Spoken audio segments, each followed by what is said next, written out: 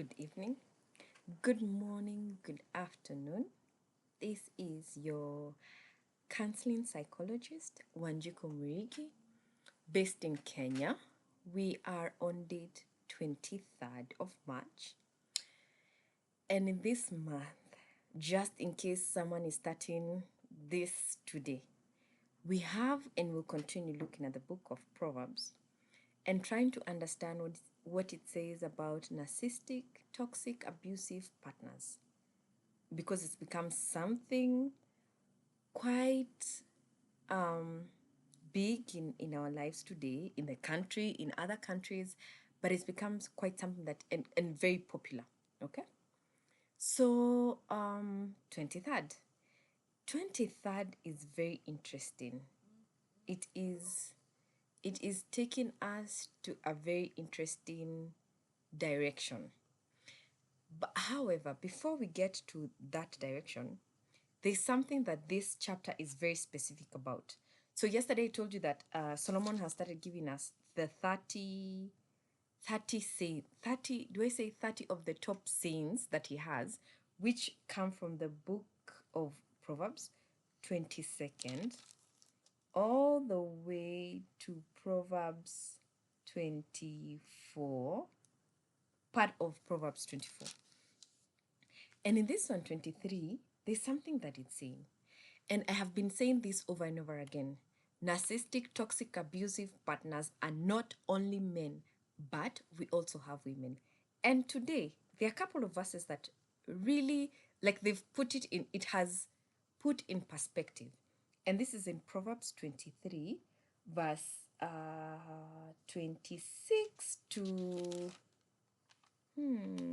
26 to 28. I'll read from what my Bible says. It says, "My son, give me your heart, and let your eyes delight in my ways."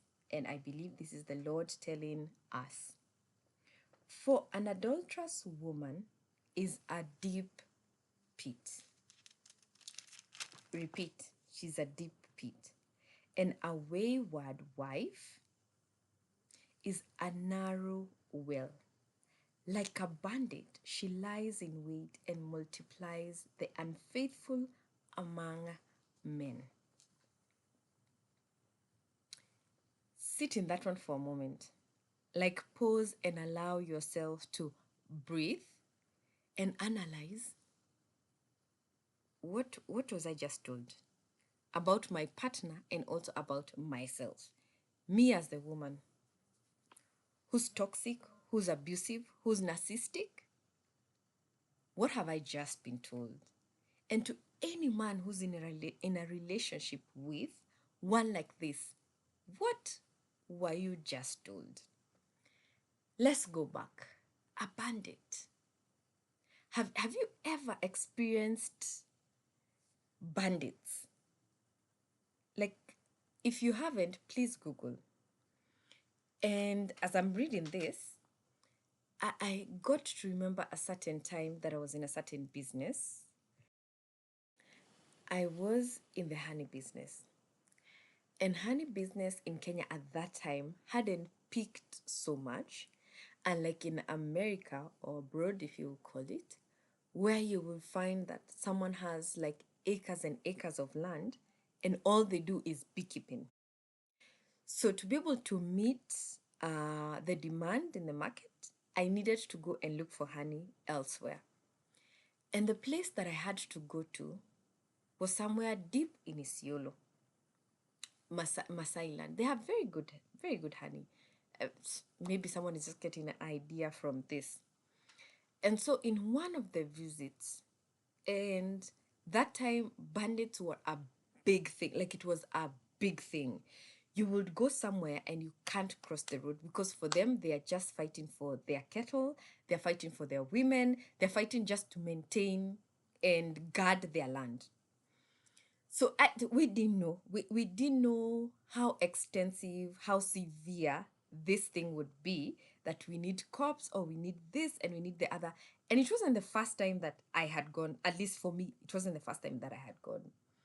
So in the process of it, when we get off the highway, and the highway was amazing and beautiful, but not too many people. When we get off the highway, one of the gentlemen that I was with notices something was not right. And noticing that something was not right, there was an oncoming vehicle, and we were warned that this is what is happening. Go beyond at your own risk. All right? So, at your own risk means if at all you come into into contact with bandits, you might die. Of course, for a woman, there's going to be violation. They will rob you of everything you have. What's the other thing? You may never see the light of day again, and that will have been the end of us. Or you might get severely hurt and will not be able to get help for maybe many hours or many days. So you can imagine dying in pain. So there's, in your right mind, you cannot put yourself in that kind of danger. And of course, in my right mind, yes, we need the honey. Yes, we need to go and do some training with the community. But will I put my life in danger? Will the rest of us put our lives in danger because of this? Anyway, we still went ahead. Somehow there was safety, there was clarity, and we ended up being given allowance to pass the road. And mark you, these are not people that you're going to meet face to face. No. Communication comes from out there somewhere with people. You will not get to see like the real guys in action. So now when I'm looking at a woman is like a what? A bandit. She lies in wait and multiplies the unfaithful among men. If there are people that I have met, apart from narcissistic, toxic, abusive human beings, it's these guys. Like for them, there is no even reasoning. Like there's no telling them, I'm not here for your cattle. I'm not in any kind of group. I'm not in any kind of cartel.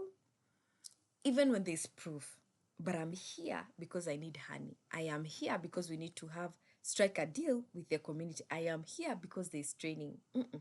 There's nothing. There's no.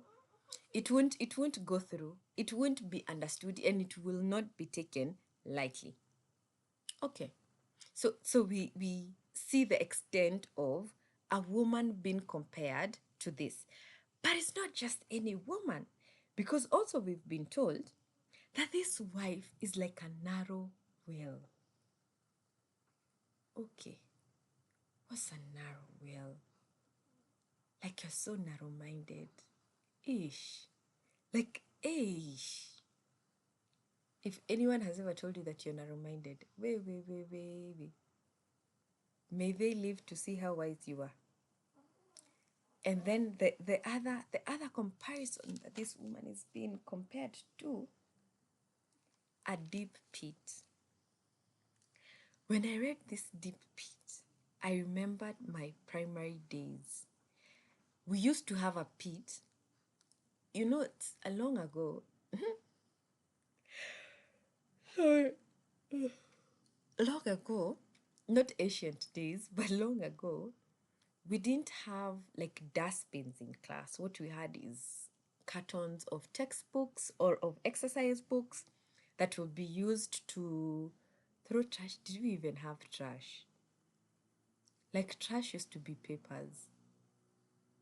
So those papers are what would be taken in the carton and thrown in a pit. Now, this pit, what is coming to mind is a pit latrine. And a pit latrine is the toilet that is outside. For those who may not know, there are bathrooms that are outside that you don't have anywhere to sit on. The only way you can relieve yourself is by squatting. And normally they're very, very deep and very filthy. So I remember in school, we used to have this pit, right?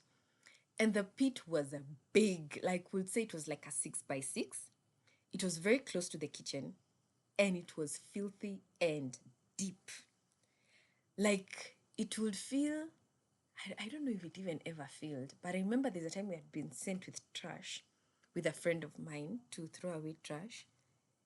And you know, when you throw away the trash, you're told this has been here for so long. Now it is when it is clocking. That thing was deep and big, because also we were not allowed to go into such spaces. Like, it was dangerous, not only for us, but for even the workers or anyone who, unlike these days where we have garbage sites. Then there wasn't garbage sites. What we had was that. And then after so long, they would gather, collect all the trash, bring it together and burn. So then after burning, again, the hole remains very huge and very deep, but also filthy. So an adulterous woman is also being compared to this. But why? Why though? Because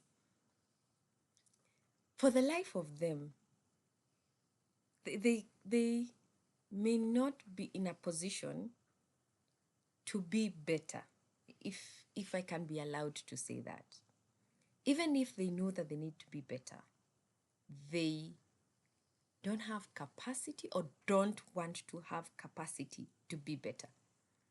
So if there's a book that has described for you narcissistic woman, abusive, toxic, and that you need to keep away from this one, it's this one. Because tell me why, when someone is married in a committed relationship, will need to go out there looking for any other man. For what? If it is not you demeaning your person, if it's not you being irresponsible, if it is not you being the deep pit or being the bandit that you have to always get blood, or be a narrow well. If it's not any of those things, then please tell me what. Now, when we are coming to the end, and this is like saying 19 based on Proverbs 23, the poet is talking about what do we call this person? A person who's running away from their reality. A person who's shielding and covering their eyes from seeing what really is. And because they don't want to see what really is, what they will do is mess up with their brain. And in this one, I want to say they'll trigger their neurons to do a different activity instead of what it should be doing. And this is what it says. Those who linger over wine, who go to sample bowls of mixed wine, do not gaze at wine when it is red, when it sparkles in the cup, when it goes down smoothly. In the end, it bites like a snake and poisons like a viper. Your eyes will see strange things, and your mind will imagine confusing things. You will be like one sleeping on the high seas, lying on top of the region. They hit me, you will say, but I'm not hurt. They beat me, but I don't feel it. When will I wake up so I can find another drink? Something also about this, if you look at it with a third eye, is that yes, it's saying wine is good, but just because you shouldn't indulge. And it's something that we have found ourselves as human beings going into over and over again. Just because she's beautiful, just because she's fulfilling certain needs for you, and yet this person is toxic, yet this person is finishing you, yet this person is draining you. You don't have to indulge, just like the wine. Yes, the guy is paying all your bills, but you don't have to indulge. Because what will happen is you'll reach a point where you're like, I just need to wake up from this. And clearly you're being hurt, but you'll justify why you're hurt. Clearly there's a black eye, but you'll justify why the black eye. Clearly, you're following a path of now literally drinking the wine, drinking the alcohol, indulging in things that are very destructive, self-destructive. But you will justify that, yes, they've done this and the other. But see, I'm still walking, I'm still macho, I'm still myself. But truly, truly, you aren't. So as you walk, first you've been clearly warned against an adulterous woman, a wayward wife. You've been warned already.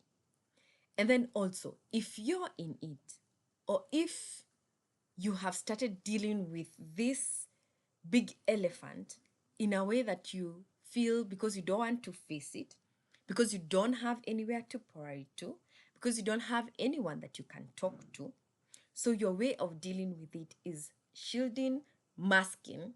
Let me say it's this hand, but then you cover it with something else instead of dealing with the fist. So you'll cover. Instead of dealing, you do the covering. Then this covering is going to do more damage than good. It's like having a kidonda, a wound somewhere, and then instead of you letting it open to dry, what you do is cover it and you're always pouring water on it. What will end up happening is we'll start smelling something off of you, and it won't be a nice smell. Like you'd be a smell. Open it, let it dry, let it heal, let it have the sun and the air, and then the healing process will begin.